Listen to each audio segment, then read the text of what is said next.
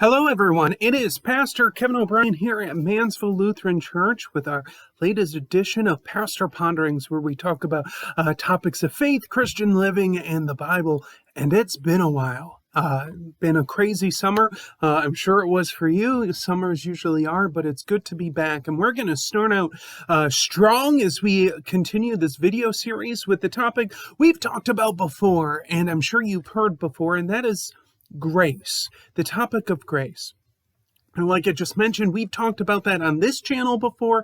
I'm sure if you are a churchgoer, you've heard lots and lots about grace, this idea that God gives us this gift of love, this gift of righteousness freely, unequivocally, and equally to all people. That is grace, but I'm going to focus on a particular idea of grace, which is not the grace from God that we receive, but the grace that we are called to share with each other. Now, what does that mean? What is our responsibility as Christian disciples in the sharing of God's grace? And mostly, I think it comes down to love, and it comes down to Luther's understanding of the 8th Commandment. Now, if you don't have your commandments memorized, that's all right. The 8th Commandment, you will remember, is to not bear false witness against your neighbor. Thou shalt not bear false witness against your neighbor. Well, most of the time we interpret that as don't lie, right? Don't bear false witness, don't lie. And of course it does mean that. Luther takes it a step farther in his explanation.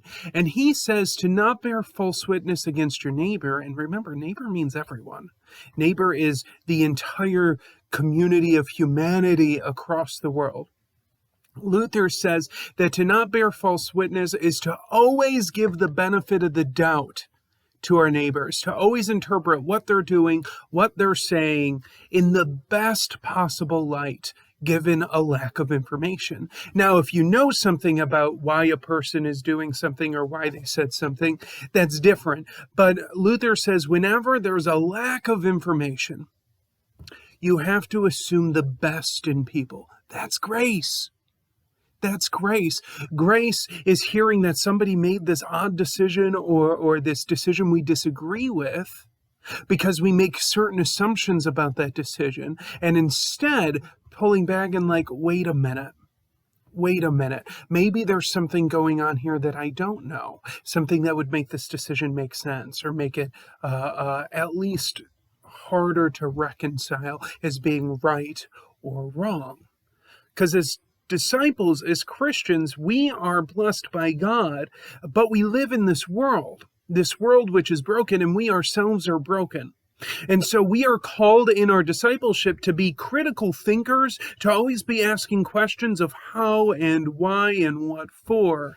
Because this world is out there filled with brokenness and separation, and it's there to deceive us from God's love and God's call that all people, regardless of what we think about them, are given this grace by God, and therefore they should be given this grace by us. Now, why am I talking about this? This sounds like Christian 101, right?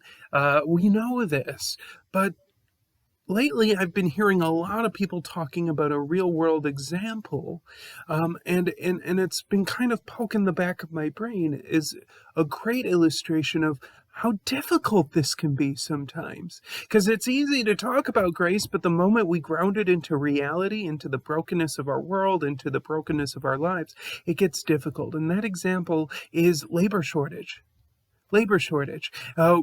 Our country right now has a huge problem with a labor shortage. And it's causing all sorts of supply line problems. Now, some of them are easy to explain because of COVID, because of the situation the world finds itself in right now.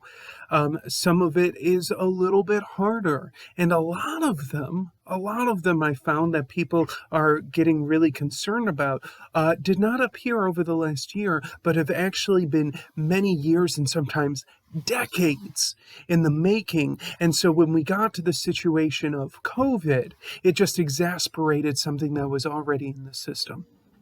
Now, what does grace have to do with labor shortages? A lot of what I'm hearing is people legitimizing the labor shortage by saying people are lazy and don't want to work, and they don't want to earn a living. And that's a big assumption. I'm not saying that's wrong. I simply don't know. I know that there are some folks I know who are looking for jobs or are not working right now. But a large majority of them are either choosing not to work because of life circumstances, because of injuries, or because of other obligations in their time that's outside of work. And the people who are looking, but they have needs. Certain people can't work certain jobs. One, because that job might be terrible for them. It might be a terrible fit. And other people need a certain amount of money or certain conveniences with how close it is, if they don't have reliable transportation, or all sorts of things.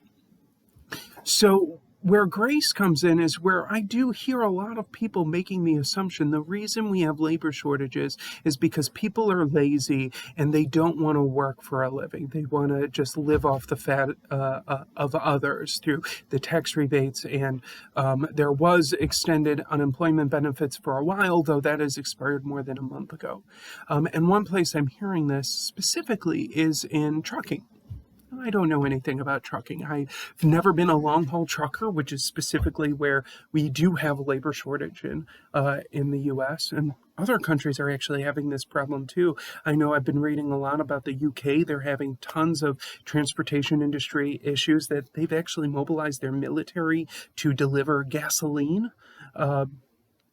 So this is not a uniquely American problem. So I did a little digging because I hate assuming things, and I hate assuming people aren't doing this because they're lazy. And what I found is there's been a labor shortage in long-haul trucking since the 80s. Since the 1980s, so over 30 years, there's been a labor shortage, and it's gotten worse and worse because what has happened over time. One analysis, I'm sure there are many reasons, and I'm not going to get into all of them here. One reason is that the entry-level positions are really difficult. And so the retention rate, so people who get hired and then within a year leave the job, is something like 10%.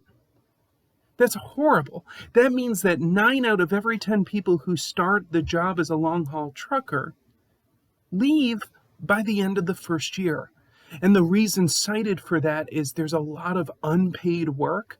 So you often are paid by the mile, but you have to load and unload those trucks. You're gone from home for long periods of time, and they're not paid for that. So even though there's time away and they're not working, or they are working, there's a lot of time that they're uncompensated. The other is the availability of trucks. A lot of these folks have to lease their trucks, which means that they're paying for the gas, they're paying for any maintenance on it. And so people who don't have the experience doing that, and it's really difficult on your body sitting that long, you're away from home. So if you have family, that's really difficult. It burns people out really quick. It burns people out really quick. And frankly, from what I can tell, most people decide the pay is not worth it. And that's a whole conversation, and that is one issue that I'm saying. But instead, I feel that as Christians, instead of jumping to the reason we have labor shortages must be because people are lazy, that's a really negative light to paint people in. I think that following Luther's interpretation of the 8th Commandment and extending grace to this situation would be, there's a labor shortage. I wonder what's going on culturally, what's going on in our country with these jobs, with people who are hiring, with people who are looking for work, that there seems to be a disconnect. Right? There seems to be a disconnect with jobs available and what jobs people need. And how do we bridge that? How do we bridge that? Sometimes it's by making jobs more amenable or have better pay or treat their employees better. Sometimes it's by opening up different opportunities or making sure people have reliable transportation to get to and from work, which is a huge problem for a lot of folks. So there's a lot of other ways to see this that extends grace. In all of this, it reminds me of one of Jesus' parables, a well-known parable, I'm sure you've heard it, of the workers. Jesus talks about a man who's hiring day laborers, and he hires them right at the crack of dawn, and then a little later in the midday, and then evening, but he pays them all the same. And when the ones who had been working all day complain, like, why are these people who worked only an hour or two getting the same pay as me who worked all day? Jesus says that grace is an equalizer. It doesn't talk about how hard you work or how much you deserve something. It says that God will provide regardless of what you deserve, regardless of how hard you worked, regardless of how good of a Christian you are or how good of a person you are. God's grace is for everyone. And so when we talk about these complicated issues like unemployment, labor shortages, or pretty much anything, how can we, called by God and given grace by God, how can we extend that grace to our brothers and sisters in our communities and around the world? Well, thank you so much. That was a pretty heavy topic to jump right back into, but I think a poignant one that we need to wrestle with. Again, it's something I'm hearing a lot about. And so how does grace impact our relationships with each other? It's very important to think about. So thank you for coming on this adventure with me today, and it's good to be back. And as always, as we are Christians following God, as we are broken but doing our best to follow Christ in this world, I pray for you, and let us pray for each other, and always watch for God. Thank you. Amen.